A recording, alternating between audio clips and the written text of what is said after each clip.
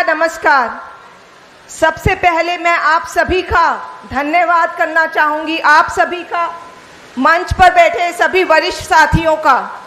ऐसे समय में आप सभी का साथ देने का बहुत बहुत धन्यवाद।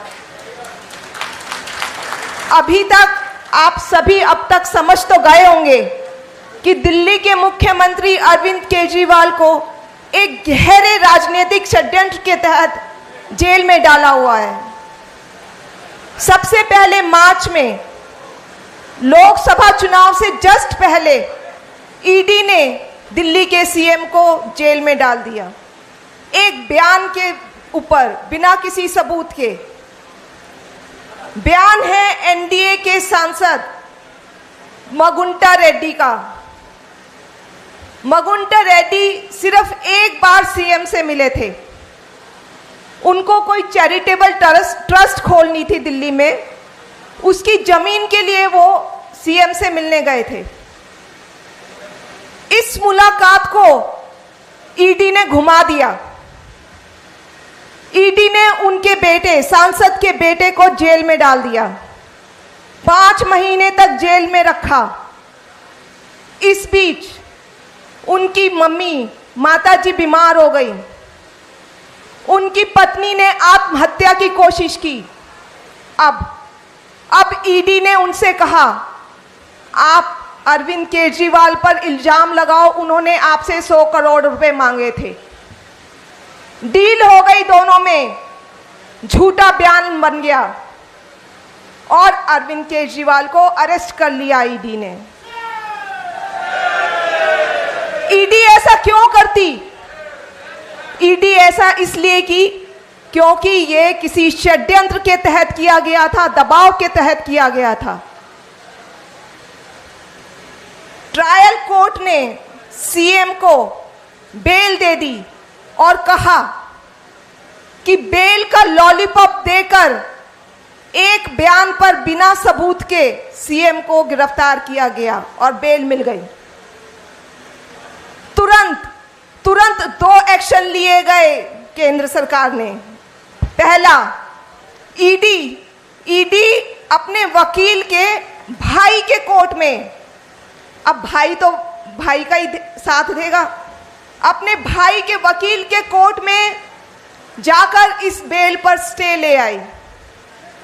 दूसरा, सीबीआई ने इन्हीं सांसद के बयान पर सीएम को गिरफ्तार कर लिया। मकसद कि सीएम को जेल में ही रखना है, उनको बाहर में नहीं निकलने देना। ये सब षड्यंत्र है, राजनीतिक षड्यंत्र के तहत किया जा रहा है। अरविंद जी को 22 साल से डायबिटीज है। वो इंसुलिन लेते हैं अपनी हाई शुगर कंट्रोल करने के लिए। जब जेल गए तो उनको इंसुलिन नहीं दी गई। कोर्ट जाना पड़ा उनकी इंसुलिन दिलाने के लिए। इसका मतलब क्या हुआ? षड्यंत्र के तहत उनकी बीमारी को नजरअंदाज किया गया। अरविंद जी के हाथ पर एक सेंसर लगा हुआ है।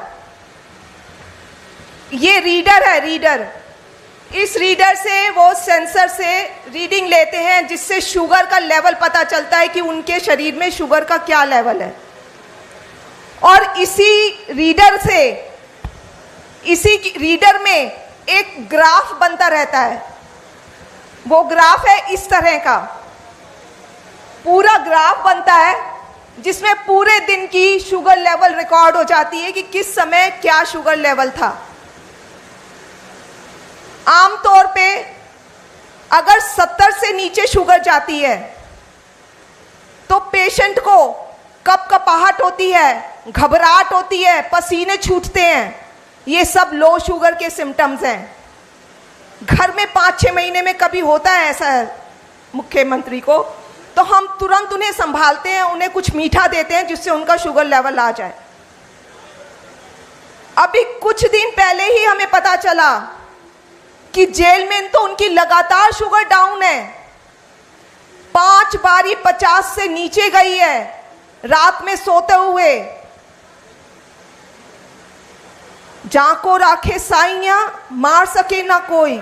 ईश्वर का लाख लाख शुक्र है कि कुछ अनहोनी नहीं हुई।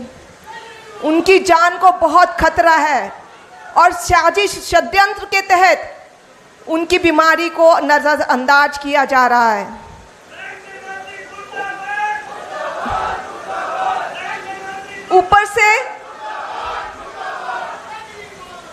ऊपर से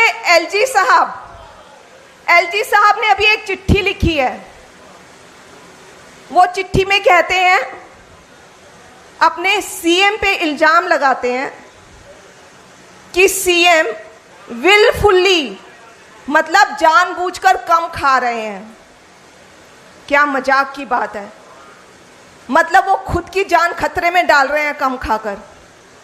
फिर दूसरी तरफ ये भी बोलते हैं कि सीएम इंसुलिन कम ले रहे हैं।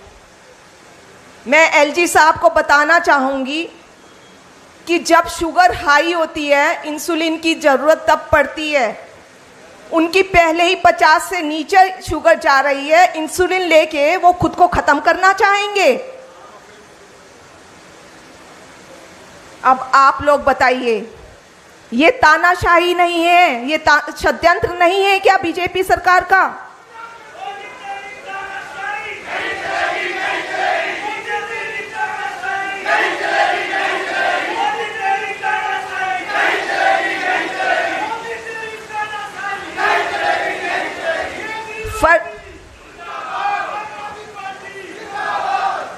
फर्जी केस, सेहत के साथ खिलवाड़ और एक जनता के चुने हुए मुख्यमंत्री को बदनाम करने की कोशिश कर रही है ये सरकार।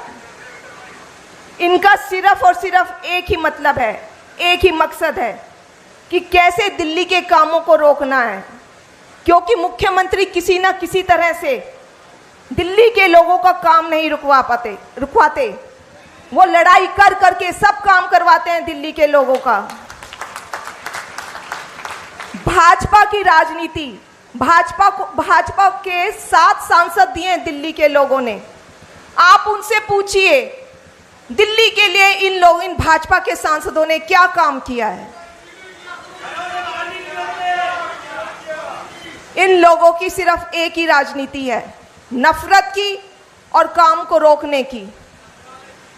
लेकिन आपके मुख्यमंत्री, दिल्ली के मुख्यमंत्री इन सब बातों से नहीं डरने वाले। वो दिल्ली के लोगों के लिए, वो सभी लोगों के लिए संघर्ष करेंगे।